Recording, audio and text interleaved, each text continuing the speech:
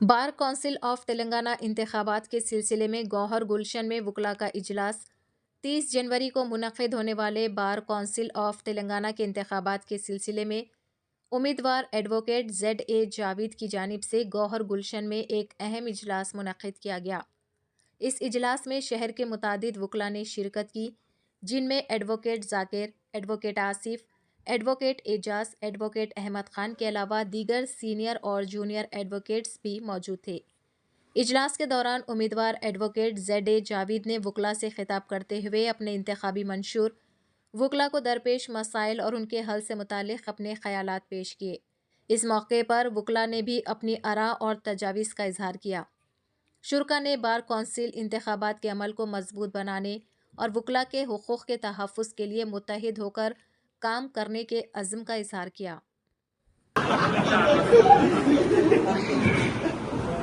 सुना है लोग उसे आंख भर के देखते, सो चलो उनके शहर में रह के देखते।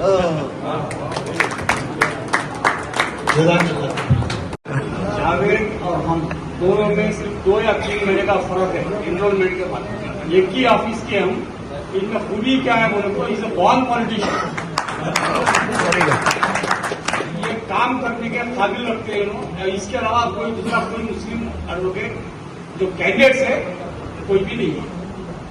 वो वन डालना इनको जीता, बस मेरा यही शेख नशीन पे तशरीफ फरमा जाकिर हुसैन जावेद साहब उम्मीदवार हाईकोर्ट बार काउंसिल मेंबर और तमाम सीनियर वकीलान, दोस्तों, साथियों, बुजुर्गों, अस्सलाम वालेकुम रहमतुल्लाहि व बरकातहू। अल्हम्दुलिल्लाह आज तमाम का यहाँ पर मौजूद होना वाकई फख्र की बात है।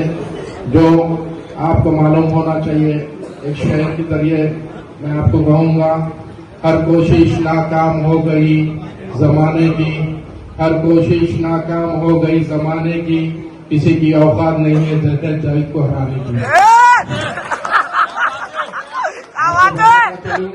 जावेद साहब की खिदमत हाईकोर्ट के अंदर 2011 से लेकर आज तक, अगर उनकी खिदमत को मद्देनजर रखते हुए अगर चाहे तो जावेद साहब बंपर मेजॉरिटी से जीत सकते हैं। किसी को कैंपेनिंग की जरूरत है उनकी, लेकिन जरकत जावेद साहब को कैंपेनिंग की जरूरत नहीं है। उनके दिल में यकीन होना है कि जावेद साहब आपके लिए कितनी खिदमत करें। एक अभी शेयर करूंगा जावेद साहब की पॉलिटिकल जिंदगी के बारे में। वो शेर ये है, जिंदगी को गुजारना इतना आसान नहीं होता, जिंदगी को गुजारना इतना आसान नहीं होता, कुछ सब्र करना पड़ता, कुछ बर्दाश्त करना पड़ता, बहुत कुछ नजरअंदाज करना पड़ता। यही नजरअंदाज करते हुए जावेद साहब ने आपके दिलों में मोहब्बत बनाया है, जो आपके दरमियान में आज इतनी मोहब्बत से बैठे हुए हैं। तो मैं आप तमाम से गुजारिश करता हूं 30 तारीख के दिन अपना कीमती वोट जनाब ZA जावेद साहब के दरमियान में वोट देकर उनको बंपर मेजॉरिटी से जिताना है और जावेद साहब को कामयाब करना है। शुक्रिया। एडवोकेट्स और आप मेरे नौजवान साथियां, मेरे साथ के एडवोकेट्स और सीनियर एडवोकेट्स का मैं तहे दिल से शुक्रगुजार हूं। आज ये जितने भी क्रिमिनल और सिविल कोर्ट में प्रैक्टिस करने वाले, रोज दिखने वाले चेहरे हैं, इन सबको देख के मेरे को बहुत बड़ी खुशी हुई।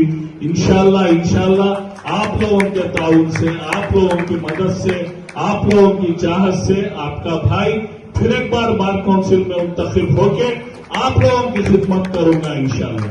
मेरा सीरियल नंबर 203 है। मेरा नाम जाकिर हुसैन जावेद यम। बैलेट पेपर में आखिरी नाम है मेरा, आखिरी नाम है। उसके बाजू आप ONE1 बोल के वोट डालना है। उसके बाद कंपलसरी होगा ये ऑल इंडिया बार काउंसिल के तरफ से कम 5-6 वोट डालना है। और मेरी आप सब लोगों से अदबन गुजारिश है, आप अपने 2, 3, 4, 5, 6 जितने भी वोट डालेंगे, सबसे पहले आप अपने भाई मुसलमान बार काउंसिल मेंबर जो भी कंटेस्ट कर रहे हैं उन लोगों को आपके हिसाब से, आपकी चॉइस से उन लोगों को, पूरे लोगों को देना है। ये वक्त और हालात का तकाजा है।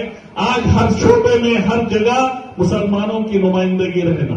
आपसे बोलता चलूं, ज्यादा वक्त नहीं लेते हुए, 2011 में मैं जीत के, मेरे से जितना हो सका मैं पूरा आप लोगों के दरमियान रह के काम करा, अल्लाह उसके रसूल की कसम।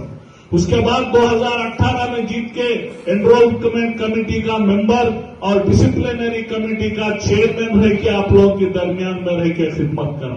कई नौजवान बच्चे जो उकला पास करके लॉ ग्रेजुएट होके आदिलाबाद, लक्षद्वीप और अपने निजामाबाद, मेदक, तेलंगाना के हर जिले से, हर सूबे से, हर गांव से आने वाले बच्चों की रहनुमाई करा, ईमानदारी से, जज्बे से कौम की खिदमत करा, पूरे लोगों को एनरोलमेंट में मदद करा। एनरोलमेंट के अंदर बच्चों के ऊपर क्रिमिनल केसेस रहते, वो डीवीसी 498 और छोटे मोटे जितने भी केसेस है उन लोगों के वास्ते as a enrolment committee member रह के वो खत्म करा के उनका एनरोलमेंट कराया। कई लोगों के 20-20 साल का गैप रहता, उन लोगों का भी खत्म करके एनरोल कराया। और जनरल बॉडी मीटिंग में कोई मेरे को बोले नहीं बोले, मेरा फर्ज समझ के अल्लाह को जवाब देना है। जैसा जनरल बॉडी के एजेंडे में कहीं का भी मुसलमान का नाम रहेगा उसको रिजेक्ट कराया लड़के झगड़ के। 2011 में आंध्रा के 18 लोग बार काउंसिल मेंबर थे, तेलंगाना से 7। इतने प्यारे लोग जब भी मैं उनसे अरे साहब लेशिंडू साहब लोग गुरुजी बोल के उन लोग मेरी बात पे, मेरी सूरत देख के, मेरे रिक्वेस्ट पे कई कैसा रिजेक्ट करे। आज तेलंगाना बार काउंसिल है, उसकी नवियत अलग हो गई।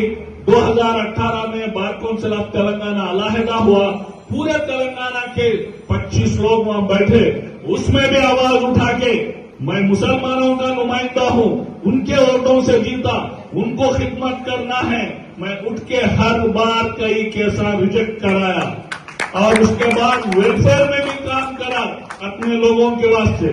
आपसे एक ही बात बोलता चलो, एनरोलमेंट से लेके एक एडवोकेट की विसाल के बाद तक भी ये इदारे से अपना ताल्लुक है, ये वाबस्तगी है, ये मदर इंस्टीट्यूशन है। ये इसके अंदर हमारे सीनियर अलहाज मोहम्मद उस्मान शेख साहब लेट बोलते थे, बेटे अगर कोई अपने कोई केस ला के दिया, फीस दिया तो दुनिया में नया दुश्मन पैदा हो गया। इसलिए उन्हें इतना थैंकलेस रहता, इतना वो रहता, आप कितना भी काम करो फिर छोटे मोटे में आपके खिलाफ कंप्लेंट बार काउंसिल में लाओ। ऐसे झूठे कंप्लेंट्स भी खत्म कराने में मैं पेश रहा। अल्लाह उसके रसूल की कसम 2011 से 2025 तक 26 तक मैं जो काम करा, जिसके साथ ठहरा, जिसका काम बार काउंसिल में करा, अगर उन लोग सब याद रख के वोट डाले तो आपका भाई सबसे पहले बार काउंसिल में डिक्लेयर होने वाला मामला है मेरे भाई। ये ईमानदारी के साथ, सच्चाई के साथ अल्लाह उसके रसूल को हाजिर नाजिर जान के बोलूं, ये मेरा शौक है काम करना, आपके साथ रहना मेरा एक जुनून है। मैं छोटे रह जब से स्टूडेंट लीडर हूं।